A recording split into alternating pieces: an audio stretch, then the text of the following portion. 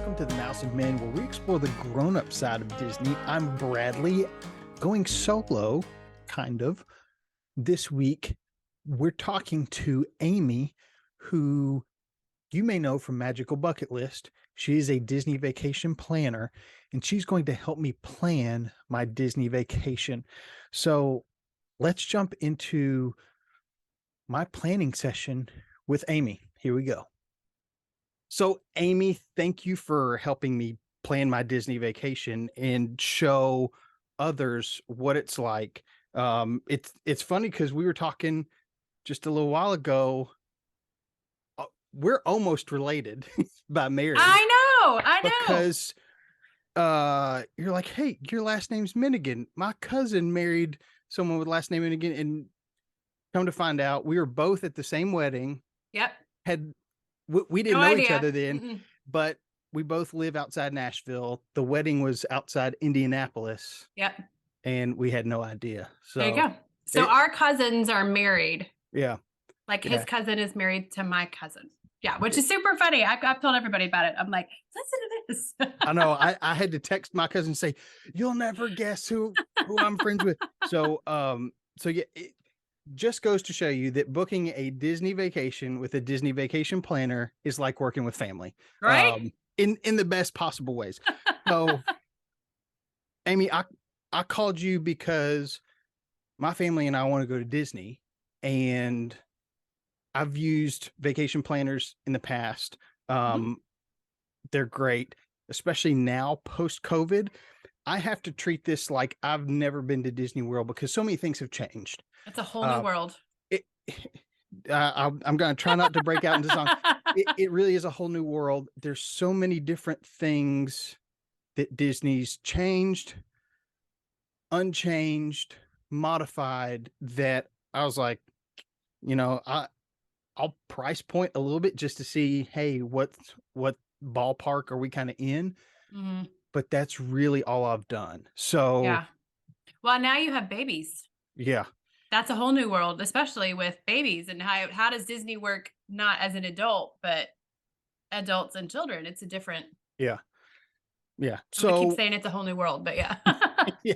It's everything's changed. Faith Hill has a song, A Baby Changes Everything. And that I quote that all the time. Yep. So let's get started. Just take me through kind of your checklist, and let's book my vacation.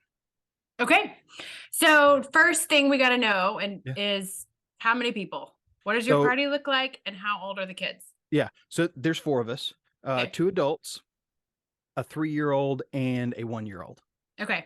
And so the children have never been? Correct. Okay. And you and your wife were last there when? The last time we stayed at Disney was 2015. Okay. The last time she and I went may have been 2017. And then Chris and I were there in 2019.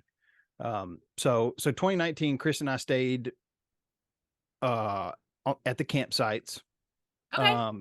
Around 2017, my wife and I were in Tampa for something else and just went to go see Pandora. Oh man. So you guys have been to Animal Kingdom then? Yeah. And we went because it's like, we're so close. We can't not go see Flight of Passage, Navi River Journey. So we had to go do that. Before that was 2015. We went to the water parks, both water parks, and Magic Kingdom only for Mickey's Not So Scary Halloween Party. Okay. So I've not been to Hollywood Studios. Okay. Since a long time ago. Since it was still called MGM. Pretty much. It was Hollywood Studios, but it may have been 2014. Okay. Or earlier since I've been there. So there was no Toy Story, there was no Galaxy's Edge, none of that. That park has changed the most dramatically, for sure. I think all of them have changed a little bit, but that one by far has changed the most, in my opinion. I think has changed the most. So well, and I have to go to Hollywood Studios because Chris and I were talking about this when we first started the Mouse and Men. I've never really gotten into Star Wars, and your co-host Paul crucifies me for it every time. I've never gotten into Star Wars. I've seen some stuff, but I don't really remember it. So I want to go see Galaxy's Edge as a non-Star Wars fan and experience that. And then I'm just going to binge watch every movie, every series. I may even try to watch the Christmas special, as bad as it is. But yeah. So I would love to know your opinion of what you think as a non-Star Wars fan, because yeah. I went as a huge Star Wars fan, and it's yeah, I would love to hear your opinion of it, what it's like without having that geekdom. Yeah, in your background. I went to Pandora, World of Avatar, not as an Avatar fan. I've seen the movie and I was like, okay, it's cool. I'm sure in 3D it was a whole lot better. I didn't see it in 3D, but walking into that in Animal Kingdom is pretty mind blowing. And we went into Flight of Passage, and as we came out, it was getting dark, so all the bioluminescent stuff is starting to glow, and I mean, I freaked out. It was amazing. I've actually never seen Avatar at all, and I thought it was super cool just to walk it. My first time was at night, and then to go back and see it during the day with the waterfalls and the movement, it was cool. I agree with you. It was very cool. Yeah. So Party of Four, I have not been in a while. Every park has changed since I was last there. So yeah. What's next? Okay. And so you want to do all 4 parks, correct? I think we're just going to do 3. Okay. Okay. Which I think, and I can be talked out of this, I think we want to do Magic Kingdom. I think we want to do Hollywood Studios, and I think we want to do Animal Kingdom. Okay. So no Epcot. No Epcot, mainly because I've been there most recently, and I feel like for my 3 and 1 year old, they won't get as much out of it. Plus, when we're going, I think if we go to a park every other day and have pool rest days in between, we'll minimize the meltdowns and burnout and all that. So, and I make that recommendation a lot to my clients, even without kids, but especially with kids, is that to go in and to pack you will never do everything there is to do in Disney in one trip. Right. And so to go in and try to pack all of it in, like we want to do, 4 parks in 4 days, and we're going to go noon, morning to night, we're open to close. Yeah. Meltdowns can happen with adults. So I think that's a great plan. So with that, then what are your dates you're actually thinking of going? Yeah. So go down April 30th. Okay. And come back May 6th. Okay.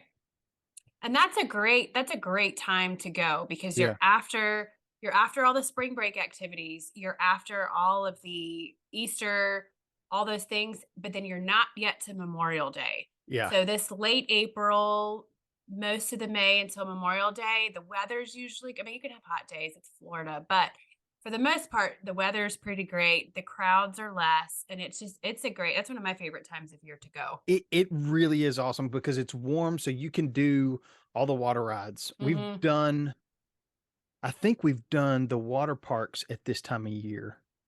And it's not as hot as middle of the summer, right. July, August. So yeah, we've been a couple times this first week of May, and I'm going to hate when my kids are actually in school and I can't go during this. What do you mean I have to go on spring break? I don't want to do this. Oh man, so many of my friends are going down on spring break, and I'm like, I can't do it.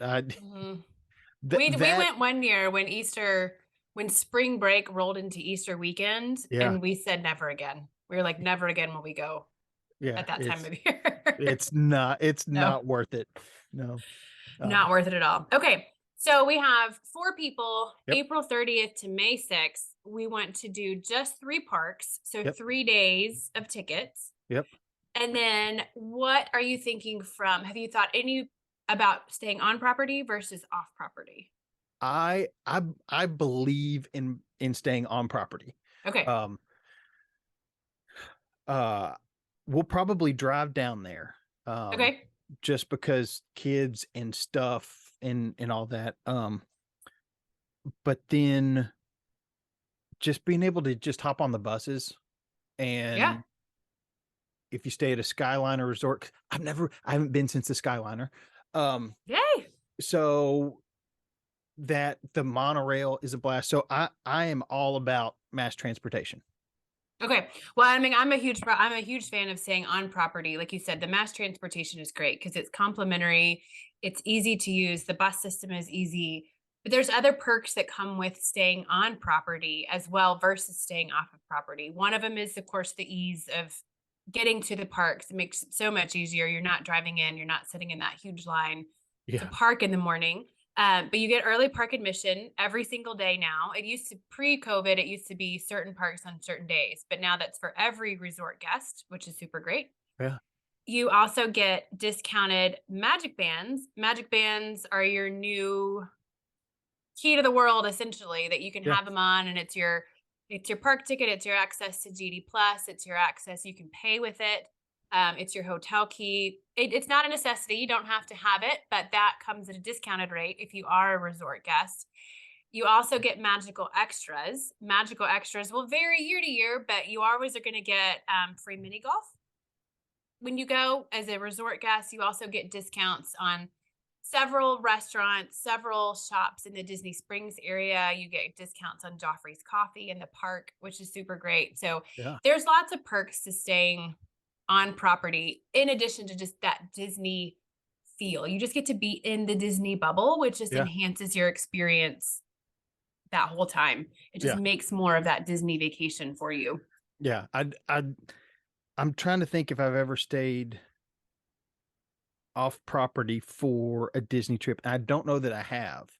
Um, and I do know that, like, around Disney Springs, aren't there some hotels that aren't as Disney themed as most of the hotels? Is that right? Yeah, so there's Disney Springs hotels that are not officially part of the Walt Disney World resort. Some Gotcha. of those will still get some of the benefits in terms of they'll still get the early park admission. Um, there's other benefits that come with that, but they don't, like, for instance, you don't get the discounted magic bands. Yeah. Transportation since COVID hasn't been as consistent and that's actually improved over the last couple of years. But when they first reopened, like, the buses from those resorts were only running like once in the morning, once at night. Oh, Um, gross. I know, right? That's continued to get better and better as we've moved out of moved away from 2020 and we've, Yeah. progressed through that. But yeah, so those can be good options for you, but there's no Disney theming to them. It's strictly a Hilton or a DoubleTree or a Marriott or something like that. And you can have, moderate budgets with those. You can still have really nice hotels. I mean, they still have the Four Seasons that are there. Yeah. So lots of good options if you do want to stay in. You're technically still on Disney property, but you're not staying in an official Disney resort Yeah. hotel. Yeah. I know some people like all the characters on the walls and stuff. Hmm. It's too much. I'm like, I don't spend a ton of time in there, so it doesn't bother me. But I guess also being a Disney nerd, it I enjoy it. Well, and there's a lot of hotels that don't, even the Disney resort hotels that don't necessarily, you're not walking into a giant cartoon, especially when you get into some of the deluxe resorts that are Yeah, around the monorail or the backside of Epcot, that they're themed and there's a ton of Disney customer service. You will see Disney items in the gift shop and things like that, but you're not walking into a Lion King room. yeah, You're still walking into more of a luxury type room if that's what you're looking for. Um, it still has all the perks and the benefits of Disney, but isn't so Disney in your face, I guess, yeah, to say. yeah. That is a great way to put it. It's not Yes. Disney in your face. So yeah, It's a lot more subtle with that. But I mean, I love those. Those are some of my favorite resorts because of the access to the parks. And so yeah, that kind of brings me to another question. Have you yeah. thought about specifically which resort or even which type of resort you want to stay in? Uh, I haven't. I do know, like I was price checking. A lot of the value resorts seem to be booked up. Mhm. And so we're looking to save as much as we can, but stay on property. Um, because we're going to 3 out of the 4 parks and each just once. I don't know that we need to stay closer to any one of the parks. Um, so pretty open. Let's see, I've stayed at the Contemporary as a kid. Um, I've stayed at Port Orleans as a kid, and that's actually where we stayed on my honeymoon as well. Oh, Stayed at uh I know I've stayed at a couple others. Um, any of the All Stars or Pop Century? Stayed at All Star Music. Okay. Stayed at not the Riviera. A couple others. So Caribbean I Beach. have not. No. Okay. Um, But you've yeah, hit all three levels though. I mean, you've done the value, you've done the moderate, and you've done the deluxe. yeah, And so, they each have benefits to them. They each have, some we have friends that they're park people. I mean, they'll sleep on a park bench if you want to. So, their room is simply their room, and that's really all they needed to they need a place to rest their head. yeah, So they like the value resorts. They don't necessarily need all the amenities and things that come in the hotel. They just want the bed. And then, yeah, the moderate resorts are great because they tend to be a little bit closer to the parks. yeah, Um, some of them have the access to the Skyliner now, which is a great way to save on the bus transportation. yeah, But as you move that next step up, the rooms are a little bit bigger. They offer a little bit nicer amenities. There's more things at those resorts. There's more dining options. There's typically a couple more bars and lounges. Some of them will actually have a sit down table service. It depends on which moderate resort. And yeah, then you have the deluxe resorts. The deluxe they're great because they're access to the park. They're definitely a higher level resort in terms of the quality, the amenities, the restaurants, the lounges, the services and things. yeah, A lot of guests like them because of the direct accessibility to the park. Um, the deluxe resorts also have extra perks, like they have extended nighttime hours, which is great on select nights at some at Epcot and Magic Kingdom. So it really just depends on what you're looking for, and that's a big question I ask everybody: is what yeah, are you wanting out of yeah, this? Are you wanting this experience where you walk in and it's luxurious and it's calm and it's quiet and you need that, even though you're spending a lot of time in the park, you still want that calming presence when you go back? Or do you literally just want that place to rest your head because we're doing it again at 6 in the morning? yeah, yeah. Yeah, we're not quite doing that. And we generally stayed at moderate resorts when I was growing up. Hmm. Um, I've always leaned towards those because you get a little more of the Disney character theming Hmm. that you get at a lot of the value resorts, but you also get a little more luxury, not quite to the deluxe level. Um, so we've that's kind of where I've always tended to go. So yeah, that's Coronado Springs. That's the other one. Where I've stayed was there for a convention, and then my wife and I went back year or two later to stay there as well. You haven't seen the new Grand Destino Tower there, have you? No, Oh but man, it is but we like it's like a deluxe resort at the moderate price. It that is my new favorite moderate resort. that is what I've heard, and I don't know if the boys will be up for it. My wife and I have always saved at least a day where we just hop on buses and Hmm. start going to different resorts, Yeah. and just walking around lobbies. We'll hit lounges for Hmm. an early dinner or something. Um, and we love doing that. So yeah, we may have to go see the Grand Destino Tower, um, just to kind of walk the lobby and see things over there. Yeah, walk the lobby. The elevator is super cool because you actually push your floor from the outside. But there is, if you want to do a Those are my lounge, those are my favorite elevators. It's an efficient thing. I could go off for hours, but I love those types of elevators. Yeah, you just select like from the outside, you say, I'm going to floor 15 and you hit it and you walk in. And almost every time I do, I'm still like, oh, do I need to push the button on the Yeah. inside? And I don't. But yeah, those are fun. And yeah, go check if you have time, go check that one out for sure, because they have that resort has the new Dahlia Lounge, which is on the rooftop. And at night, you kind of got to be angled sideways, but at night you can see a little bit of the nighttime spectacular from Epcot. Oh, And that's awesome. then at in the back around the lake, they have this new, it's called Three Bridges Bar. And there's literally three bridges that come in, and there's a huge restaurant and lounge on the inside of the lake. And so that's a fantastic, you don't need a reservation there. And so you can go just sit, it's like a big, just outdoor open air lounge. It's super great. They have I'm taking notes, by the way. No, you're fine. Take your notes. Yeah, you're good. And I'll send you, I mean, of course, I'll send you a lot more tips and tricks along the way too. But the Three Bridges Bar is, they have a great sangria flight, but then you can get, you can get dips and all kinds of entrees there, which will be great for the kids. Yeah. As well. So yeah, definitely put that one on your list. Yeah. I love it. Yeah. Okay. So we're probably thinking a moderate resort for you. Yeah. You said you stayed at Port Orleans for your honeymoon. Yeah. Would you be interested in going back there, or are you wanting a resort specifically that's on the Skyliner? No, I am all for staying there because I know that French Quarter, I believe, is the side that's got the pretty awesome pool. It's great for little ones. Because we stayed there as a kid. It was French Quarter was under renovations when we stayed there on our honeymoon, but I just remember like dragons or something and splash pads, and that's very appealing for us for a couple pool days. So yeah, I'm all for it. Yeah.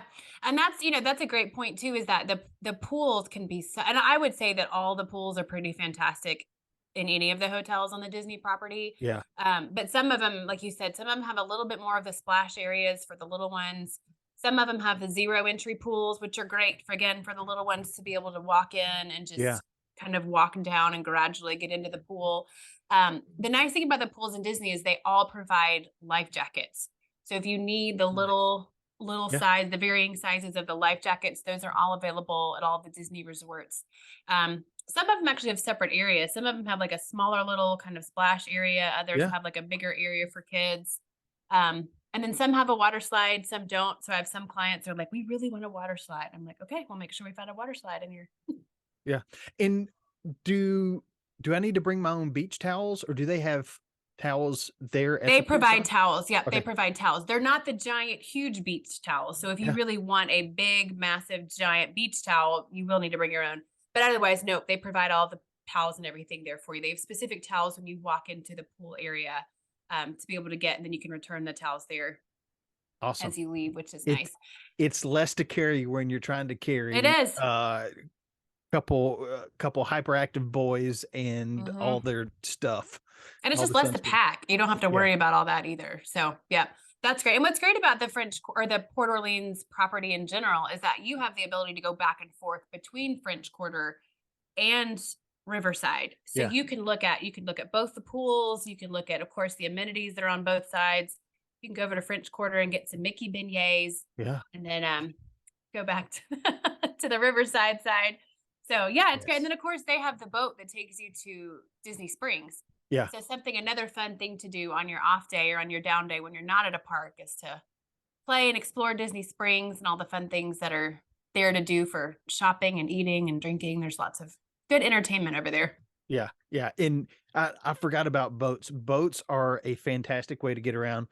I know from the campsites, you can hop on a boat and head over to the Magic Kingdom. So there's boat transportation as well. Why would you ever stay off property? Right? You can monorail, you can bus, you can Skyliner, you can boat. You have all these great choices. I have clients that specifically, they're like, we want to stay at a resort that has the boat because their kids love boats. And they're like, we want to be able to use the boat somewhere. I mean, you can't get to a boat. You can't get from a hotel to every single park via boat, but Yeah. if that's something that's important to you, then that's something that we'll look at to see, what are the things that you really want to use. Yeah. Yeah. We've ridden boats over to boardwalk area and done all sorts of stuff like that. So Yeah, yeah. yeah, they're super fun. Yeah, the beach and the yacht club, that whole area is great for the boats to go back and forth. Then you can Yeah. even take them to Hollywood Studios or over to Epcot, which is super fun. Okay, Yeah. so we have 4 people staying April 30th to the 6th. We are going to be doing Port Orleans Riverside. Okay. So we'll price all of that out for you to be able Yeah. to look at that. We're going to be doing 3 days of tickets. Now, have you considered doing a base ticket, which is just one park per day, versus a park hopper ticket? A park hopper ticket gives you the ability to actually go back and forth to multiple parks on the same day. Yeah. I think we'll stick to one park. Okay. Because what one kid will nap in the stroller. Mm-hmm. The other one might if he's worn out enough. Yep. Um, and if we can stay in the park, maximize our time in the park, it saves us hopping on, although they are very well air conditioned and they will put you to sleep. The bus ride, it just saves us a bus ride to the next park or To back go to the back. hotel, then back to a park. Yeah. So Yeah. Yeah. I think just base ticket for this trip. Okay. Okay. And the base ticket also gives you the ability to go back to the park. So just Yeah. because you leave doesn't mean you can't go back. So if you do need to go back for that midday break for a nap or even just some downtime, that gives you the ability to still go back in the evening to finish out, Yeah. whatever you want to do. And I have found personally that the little ones tend to sleep much better in the stroller. That mid 2 to 4. Yeah. Sometimes it's really challenging to get them to nap, and like you said, it depends on how worn out they are, and every kid is different. Everybody knows their kids differently, and everybody reacts a little bit differently. I mean, you have your schedule at home and your schedule maybe at daycare or at school, but then when you go to an environment where there's so much excitement, so much stimulation, Yeah. that can alter plans. So Yeah. It can all get thrown out the window. exactly. So that's what I tell my clients too, is to have, once we get all this booked, then we'll Yeah. start talking, talking the parks. And we'll kind of go through and make a little bit of an itinerary Yeah. as a guideline for the day. I don't like to have such a structured day, especially with little kids, because things will fall apart. But just, have the spreadsheet where at 8:15 we have to be here, 9:23 is our bathroom break. 9 whatever is this, it becomes too structured, and Yeah. then meltdowns happen either from an adult because things aren't going the way, or it happens from the child because they just don't want to do it. Yeah. So my advice is always to have a game plan. So, these are our top 5 rides we want to do. We know we want to do the safari. We know we want to do Pirates of the Caribbean. We know we want to do the Dumbo ride. So we have our list and we can prioritize our morning or part of the day based on those. And then everything else is just gravy. Because like I said Yeah. earlier, you will not experience everything there is to see and do in Disney in one day, one trip, unless you're there for like a month. It just isn't going to happen. Yeah. Even then it's tough to do absolutely everything. hmm Yeah. Yeah. Yeah, there's just so much with that. So, all right. So we got the 3 days of base tickets. We're gonna have a couple days of down days just to play and have fun and chill and just relax a little bit, sleep in, not Yeah. stress about all the activities that you have going on. Um, there's several enhancements that you can add Yeah. onto a Disney trip, but a couple of them when you first start to book. One of them is the memory maker. So the Yeah. memory Yes. maker is, yes, Bradley's already said yes. Yes. Yes. So the Yeah. memory maker is your digital downloads of all of your pictures. So this is everything from in front of the castle, Hollywood Studios, holding lightsabers in your hand. There's lots of props that exist. There's some specific places in the parks that are just, I don't want to call them mini photo studios, but they're little like photo opportunity Yeah. spots. They have the great opportunity for magic shots. And so magic shots are where, they'll have you holding something and you're all looking at it with such joy and you're just staring at your blank hand. But when it Yeah. develops, you actually, Tinkerbell's in your hand or some, Remy's in your hand. And it's a cool way to see those pictures. But the memory maker, if you purchase it in advance, you get it at a discounted rate.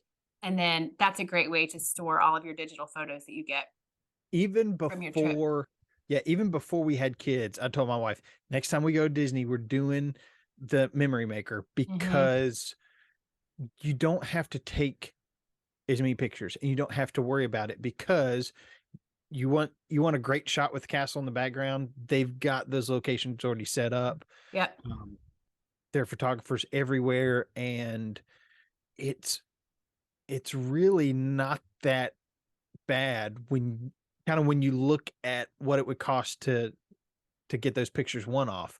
Um, Oh, y- exactly. I mean, it's usually between 20 and $25 for one picture. yeah, yeah. So go picture crazy with the memory maker. So Exactly. yes Yes to to that. memory maker. Yeah, For sure. And then the other thing that we like to think about on the front end is travel protection. So yeah, travel protection, it's basically a separate insurance policy that you purchase, and it's based per the number of people that you have going. And it like I said, it's a separate insurance policy. So not only does it cover your trip if there's some reason that you have to cancel under the 30-day kind of final payment window, but it also looks at, trip delay. So if there's, something happens, your flights get canceled, you have to stay an extra night, you have to rent a car, bags are lost, there's medical issues that happen. So it's kind of this whole policy. yeah, It does have to be a qualifying reason. You can't just say, oh, we decided we didn't want to go. yeah, That doesn't really count. It is truly like you're making an insurance claim. So you have to submit paperwork, you have to submit the documentation to support what exactly happened. But that yeah, is another option that you can add on to any Disney vacation, whether that's, yeah. in the parks or that's somewhere else like Disney Cruise Line. Yeah, I don't think we'll do the insurance. Okay. There's not much that's going to stop us from getting there. So From going. We're yeah, headed down there. So yeah. Perfect. Okay. So when we have all this set and ready to go, what yeah, this looks like is when you initially go to book your trip, it'll be a $200 deposit. okay, The $200 deposit is going to secure your reservation. And then 30 days prior to that trip is when the final balance is due. okay, And so you can make payments really in any form that you want, whether it's credit card, Disney rewards card, Disney Visa card, Disney gift cards. You can make payments all along the way up until that 30-day window. And then yeah, everything is, the final balance would be due at that 30-day window. awesome. A couple questions. One, is Disney dining ever going to come back? I don't know. We get asked that question all the time. This summer, they're actually off. As of right now, no. This summer, they're offering a promotional dining gift card. Yeah, So they talk about $750. It varies per the type of resort that you're staying at and per the number of days that you will be in the parks. yeah, So they're giving you a gift card this summer on certain select weeks. And so that depends, like I said, it depends on all those qualifying reasons. So that's yeah, kind of a dining plan, but as of now, and so it's honestly, it's as they're going through this phased reopening from COVID, not everything is even now, not everything is open. Not every yeah, single dining location is open. Characters have not returned to every single dining location yet. And part of it is that they just don't feel that people that are getting the dining plan that want to go, they want to buy this dining plan, but then they can't go to the restaurant they want to go to, either because of limited availability, because of limited staffing, or because the restaurant simply isn't open yet. So that's yeah, the one of the main reasons that they have not brought the dining plan back. yeah. I've never. I don't think we've ever done it. It's always been intriguing. Mm-hmm. And again, it's just one less thing to think about. And then the other one is about virtual queues. Yes. What which which rides are using the virtual queues? And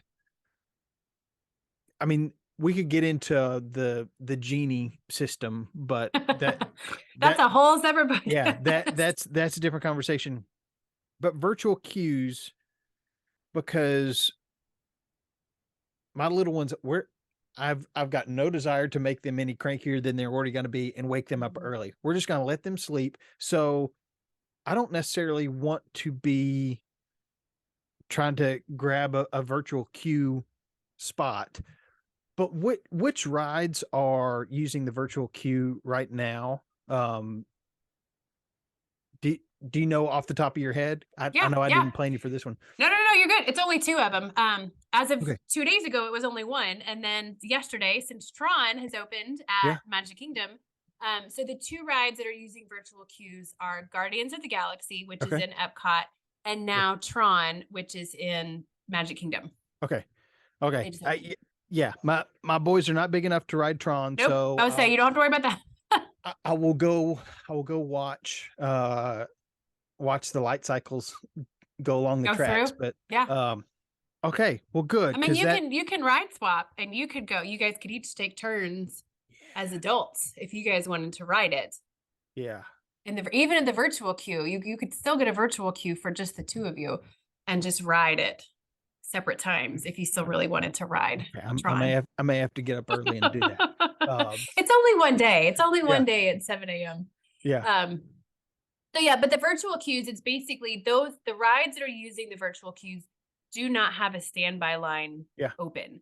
So you can't wait in line to ride either of those rides. Your only way to ride those rides is to attempt to get a virtual queue, which you would do through your My Disney Experience app. The first time you can attempt to get one is at 7 a.m. Yeah. And then the next time you can get one would be at 1 p.m., but you have to be in the park physically at that moment in time to be able to get that or to try to get it at the 1 p.m. time. Yeah. You Awesome. can't get it out of the way. And then also another benefit of the deluxe resorts is that on the nights that they have the extended deluxe hours for deluxe guests, they have one more opportunity to try to get a virtual queue, which is at 6 p.m. as well, if Nice. they wanted to. Yeah, if they wanted to do that. So Yeah. yeah, so you could do that, try the virtual queue, or you could purchase a lightning lane, Yeah. not Genie Plus, but an individual attraction selection for those rides as well. So you have two options to ride those two rides. Yeah. And in my head, it's like, well, there are people who say Disney's trying to nickel and dime, but also I'm like, okay, if I can't get that virtual queue because some kid just threw a cereal across the room and I can't be there to get my spot in the virtual queue, I'll pay a couple bucks, $15 or whatever it is for that lightning lane pass. Cause it's either $15 or I mean, it's around there. If it's not 15, it's either that or wait a couple years and pay for a whole nother vacation just so I can ride it. Just to So go, exactly. yeah. So yeah, do you want to pay the price for the two of you, or would you rather? Yeah, and I'll even tell clients that if you try for the virtual queue, if you don't get it's still like high on your list, Yeah. do the virtual queue. And if you don't get it, then go ahead and buy a lightning lane at that point. Because if you can get the virtual queue, then Yeah. you've got it. And like I said, you can try and get it one. Yeah. It's a good insurance policy to have that lightning lane. Awesome. Well, Amy we'll take care of deposit and then we'll do payment. But is there anything else you need from me as we get this thing booked? I know there are other things that you can do, like you'll book any dining. If there's any modifications that we have to do, you take care of that, which especially post COVID, I'm not envious of you having to sit on hold. Because they've been much better. I've seen friends screenshot and they're on hold for 3 and 4 hours just because there's so much going on. But yeah, typically it's better, especially if it's not a day that there's a big promotion releasing or like the Not So Scary Halloween party tickets are not going on sale. Usually then the hold times are not bad. Those days tend to be a little bit harder, but that's why you have us. Awesome. Well, so you Amy, don't have to do thank you that. so much for your help. That I know the experience is awesome getting to work with a Disney vacation planner. Now post COVID, I'm even more thankful for it. So thank you for your help. You're welcome. Thank you for choosing me and supporting my small business. I'm excited about it. Yeah. And how if people listening or watching want to get in touch with you to book a Disney vacation, what's the best way to get in touch with you? So honestly, the best way is to email me. So my email is amycrouse@reachforthemagic.com. Okay. amycrouse. I think Bradley's going to put these in the show notes as well Yeah. as my website and my social media information as well. But email for sure is the easiest way to get a hold of me. Awesome. Well, Amy, thank you so much. We're You're looking forward welcome. to this, I'm and excited. we'll talk to you soon. Yeah. All right. Thanks, Bradley. So if you have never used a Disney vacation planner, it's that easy. It really is like working with family to plan a vacation. They know all the ins and outs. I feel very confident that Amy's got our vacation lined up exactly how we'd love it. So be sure to reach out to her if you'd like to plan a Disney vacation. I'll be using her quite a quite a lot, hopefully in the future, planning Disney vacations. So if you've got any questions about vacation planning just in general, you can reach out to her. You'll be able to find her contact information down in the description and in the show notes. And as we like to say here on the podcast, you don't want to grow up too fast, but you got to keep exploring.